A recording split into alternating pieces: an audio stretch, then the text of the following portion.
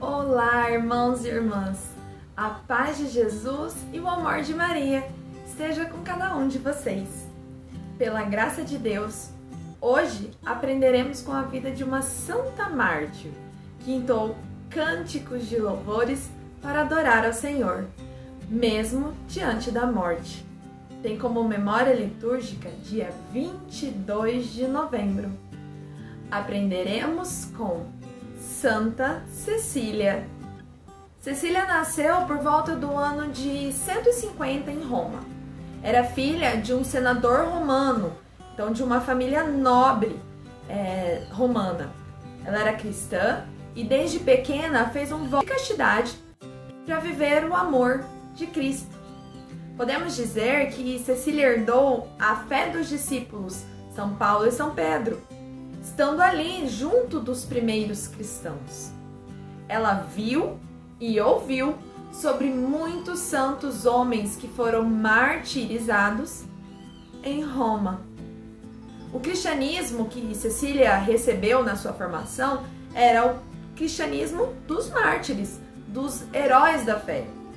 Cecília foi cristã numa época onde a igreja era perseguida, uma igreja que era pequena, porém cheia de profundidade na fé, na esperança e na coragem. Bem-aventurados são aqueles que são perseguidos pelo mal por conta de Jesus. Os mártires, ainda hoje, se oferecem para o anúncio de Cristo e do Evangelho de Jesus Cristo. Todos os mártires cristãos são um modelo para nós, vivendo a plenitude do amor. Como as jovens da época, Cecília foi prometida e dada a casamento a um jovem pagão chamado Valeriano. No dia do seu casamento, ela estava muito triste. Então ela chamou seu noivo, disse a ele toda a verdade sobre a sua fé. Disse que tinha feito um voto de castidade para Deus e começou a falar das glórias de Jesus Cristo, que o jovem, Valeriano, ouvia extasiado com a tamanha força das palavras e a convicção que vinha do coração de Cecília. Tamanho foi o poder das palavras de Cecília que, após ouvi-las, Valeriano se converteu, entendeu a promessa da sua noiva e disse que iria respeitá-la na sua decisão. Naquela mesma noite, ele recebeu o batismo. Valeriano contou o que havia acontecido para o seu irmão Tibúrcio e ele também ficou tão impressionado que se converteu. E ambos eram pagãos. Santa Cecília, então, vendo as maravilhas que Deus estava operando através dela, agradecida, entoou cânticos para Deus, dizendo para que o Senhor guardasse ela sem manchas e o seu corpo e a sua alma, para que ela não fosse confundida. Foi um canto inspirado e emocionante que tocou profundamente o coração de todos. O prefeito de Roma ficou sabendo, da conversão de Valeriano e Tibúrcio e queria o tesouro, os bens deles, porque eles eram ricos. Os dois irmãos, porém, já tinham distribuído todos os bens aos pobres. E o prefeito então exigiu, sob pena de morte, que os dois abandonassem a fé cristã. E os dois, porém, estavam tão alimentados com a força do cristianismo e cheios do poder de Deus que não renegaram a sua fé. Assim, foram condenados à morte e decapitados. Cecília foi chamada ao Conselho Romano logo em seguida. Isso aconteceu por volta do ano 180. O conselho exigiu que ela revelasse primeiro aonde estavam os bens de Tibúrcio e Valeriano, e ela disse que eles tinham distribuído aos pobres. O prefeito, que já estava furioso, exigiu então que ela renunciasse também à fé cristã e adorasse aos deuses romanos. Cecília se negou, mostrando ali a sua coragem e a serenidade diante de todos que estavam ali. Foi condenada então à morte. Diante dos soldados romanos, quando ela ainda ia ser torturada, falou sobre as maravilhas de Deus, sobre a religião, sobre o sentido da vida, sobre seguir Jesus Cristo. Os soldados ficaram maravilhados com aquela mensagem que eles nunca tinham ouvido falar. E aí ficaram ao lado de Cecília, dizendo que iam abandonar os cultos aos deuses e que não iriam matá-la. E essas inúmeras conversões foram milagres que Deus foi operando através de Santa Cecília para que as pessoas alcançassem a salvação. O prefeito, então, muito mais furioso, deu ordem para outros capatazes trancarem Cecília num balneário de águas quentes dentro do seu próprio castelo. Logo na entrada, com vapores. Ali ela seria asfixiada pelos vapores ferventes que aqueciam as águas. Ninguém conseguiria ficar lá por mais de alguns minutos, era morte. Porém, para a surpresa de todos, milagrosamente ela foi protegida e nada aconteceu a ela. Todos ficaram impressionados com a fé daquela jovem tão frágil que enfrentava a morte sem medo, por causa da grande fé que ela tinha no seu coração. Mas o prefeito era irredutível, então mandou que ela fosse morta com 3 golpes de machado no seu pescoço. O algoz que iria fazer isso obedeceu, mas não conseguiu arrancar sua cabeça. Coisa que ele já estava acostumado a fazer, né? Com apenas uma machadada. Deitada para o lado direito, com as mãos cruzadas em oração, ela voltou a sua cabeça para o chão e continuou rezando na mesma postura, por 3 dias e 3 noites. A posição dos seus dedos, 3 estendidos na mão direita e 1 na esquerda, foram a sua última profissão de fé para o nosso Senhor Jesus Cristo, para a Santíssima Trindade. Por fim, já pressentindo que iria morrer, Santa Cecília sentiu que a sua missão estava sendo cumprida. Mesmo ela tão jovem, conseguiu ainda cantar e louvar a Deus as suas grandes maravilhas. Por isso, ela é padroeira dos músicos e da música sacra.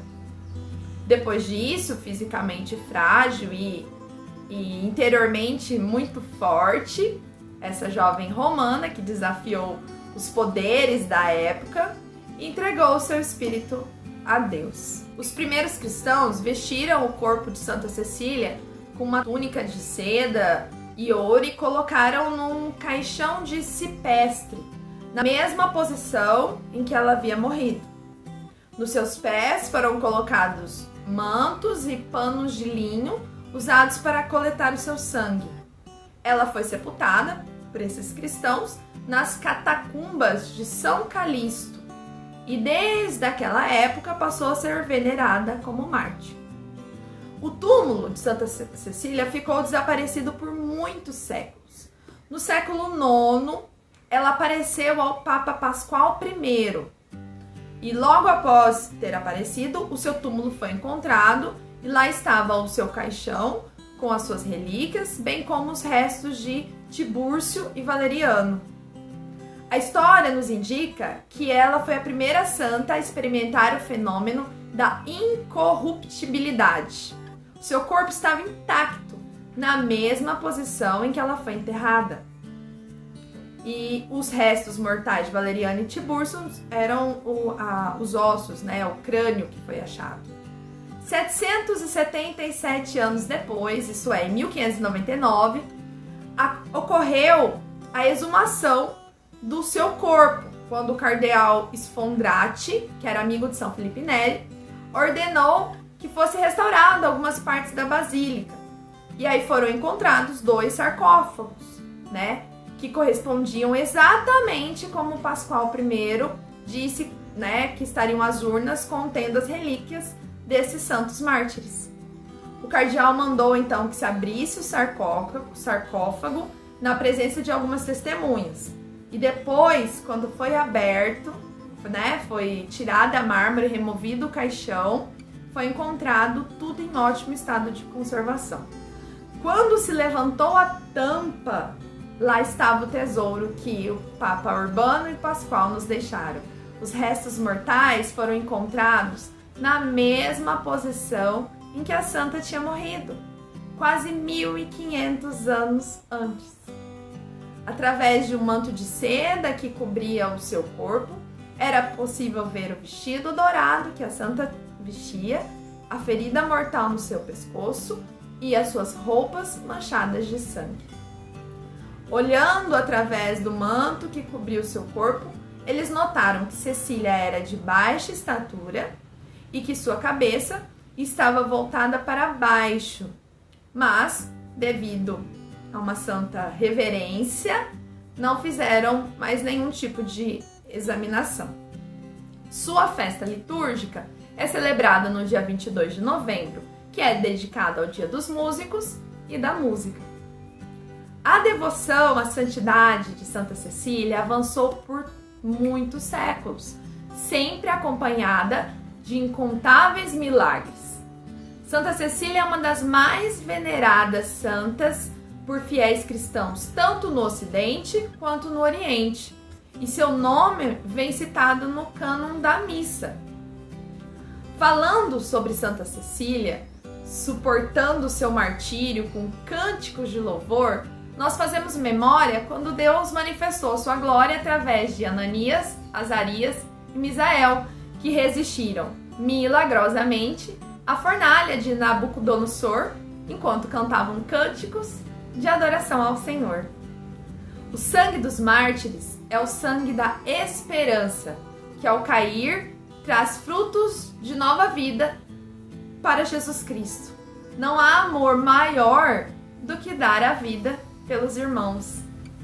Santa Cecília nos inspira a sermos corajosos e rendermos louvores sem cessar a Deus, entoando cânticos de adoração.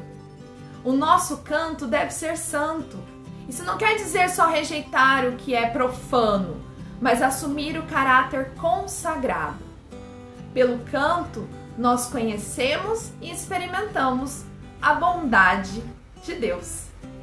Que possamos ser firmes e constantes na fé e que tenhamos coerência na nossa vida, não evitando somente escândalos, mas nos tornando proclamadores de Cristo, portadores da boa nova para todos.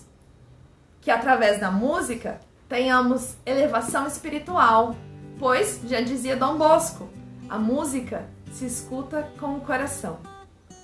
Termino com um texto do livro da Vida dos Mártires, da coleção Minha Biblioteca Católica. O amor e o louvor são obras do coração, e sem sua afeição as vozes e os ritos externos são hipocrisia e escárnio abominável. Santa Cecília, rogai por nós.